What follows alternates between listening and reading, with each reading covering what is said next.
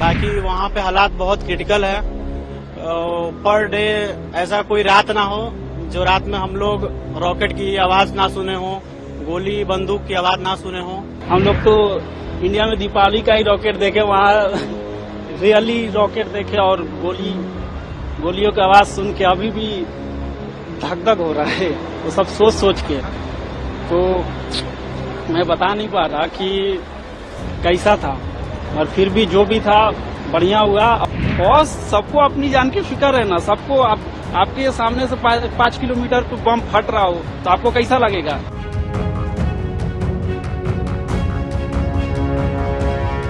Syria पर Israel ने जबरदस्त हमला किया है। हमले के दौरान वहां फंसे 4 भारतीय हाल ही में भारत लौटे हैं। उन्होंने बताया कि वहां के हालात बहुत ही ज्यादा बुरे हैं। उन्होंने कहा कि भारत में तो सिर्फ दिवाली का रॉकेट ही देखा था, वहां तो आंखों के सामने असली रॉकेट गुजर रहा था। दिल डर के मारे अभी तक धक धक कर रहा है। यहाँ ग्लेन बिजनेस के थ्रू हम अगस्त में गए थे सीरिया, तो वहाँ पे 4 मंथ ड्यूटी किए। अचानक अपना प्लांट में हम लोग जॉब भी कर रहे थे, 11 बजे का दिन था, और उसके बाद अचानक रॉकेट दिखाई दिया। पूरा रॉकेट 2-2, 3-3 रॉकेट चलने लगा प्लांट से। तो हम लोग अपना ये रॉकेट जब चलने लगा तो अपना एम्बेसी को इन्फॉर्म किया। हम लोग एम्बेसी को इन्फॉर्म किया तो एम्बेसी ने कहा कि मतलब हाँ ठीक है, हम कुछ करते हैं। तो एम्बेसी हम लोगों को अपना दमस्कस दूतावास में बुलाया, और वहाँ हम लोग 1-2 दिन स्टे रहे वहीं पे। उसके बाद हम लोगों को बैरूत लेकर आए, बैरूत सेफ जोन में लेकर आया। बैरूत से वहाँ 2-3 दिन का टिकट या कुछ इशू चल रहा था। 2-3 दिन बाद हम लोगों की टिकट हुई बैरूत से दोहा, और दोहा से अभी यहाँ न्यू दिल्ली। बाकी वहाँ पे हालात बहुत क्रिटिकल है।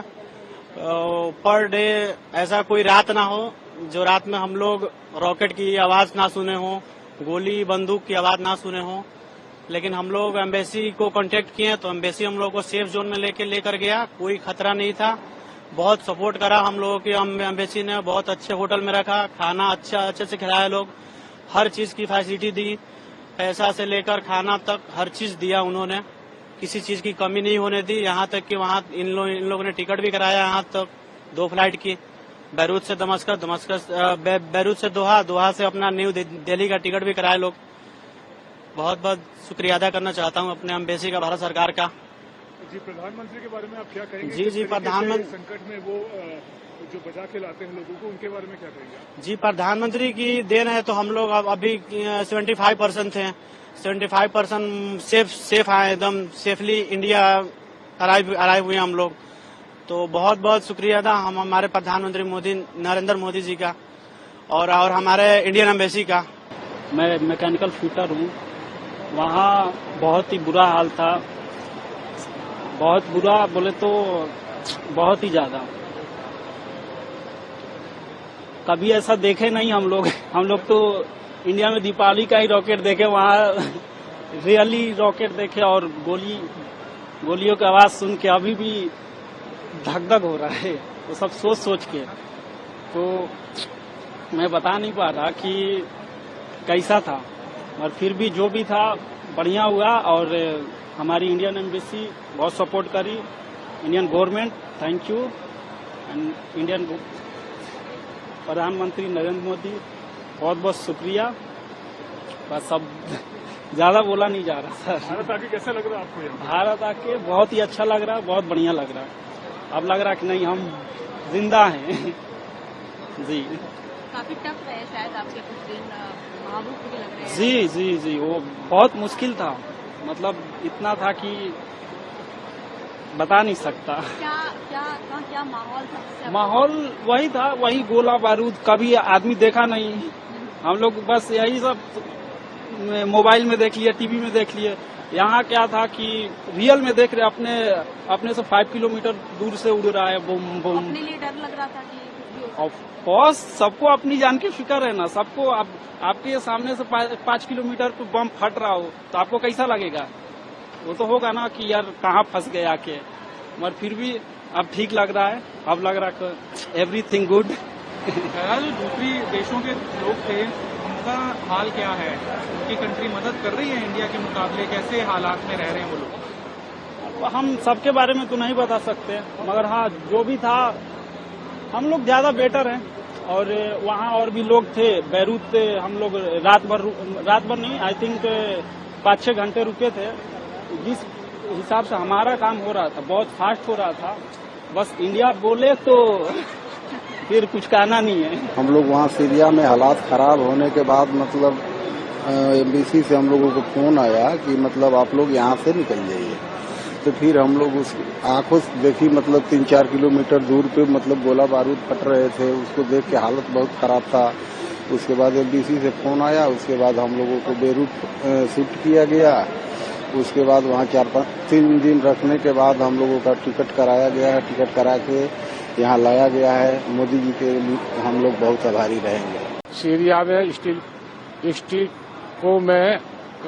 प्लांट में हम ये इलेक्शन करने गए थे फर्नेस का। तो 15-20 दिन पहले गए थे, हमको पता नहीं था कि ये सब लड़ाई होने वाला है। उसके बाद में अभी लफड़ा हो गया शुरू, तो इंडियन एम्बेसी ने हमको यहाँ से निकाल के भाई चलो तुम इंडिया चलो। फिर वो हमारे को वहाँ से लेके आए और बैरूत में रखा, लेबनान से दोहा से दिल्ली आ गए।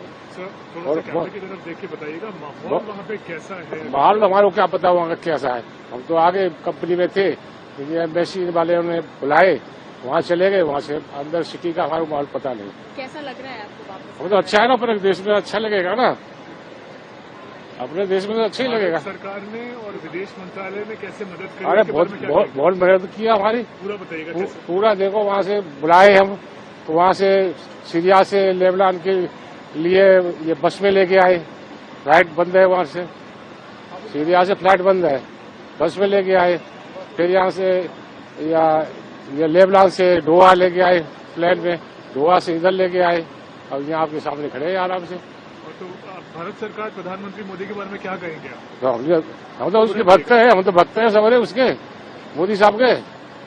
फिर आतस के रहने वाले हैं हम, आतस सब बीजेपी की रहती है। जब आ रहे थे तो क्या नारा लगा रहे थे? आप जब आ रहे थे मोदी मोदी मोदी मोदी लगा रहे थे, और क्या।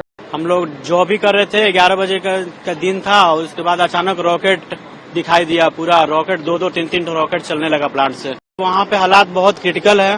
पर डे ऐसा कोई रात ना हो जो रात में हम लोग रॉकेट की आवाज ना सुने हो। लेकिन हम लोग एम्बेसी को कांटेक्ट किए तो एम्बेसी हम लोग को सेफ जोन में लेकर गया, कोई खतरा नहीं था। यहाँ लाया गया है। हम लोग मतलब वहाँ बहुत परेशान थे, लेकिन यहाँ आने के बाद हम लोग बहुत बढ़िया फील कर रहे हैं। NBT ऑनलाइन की रिपोर्ट।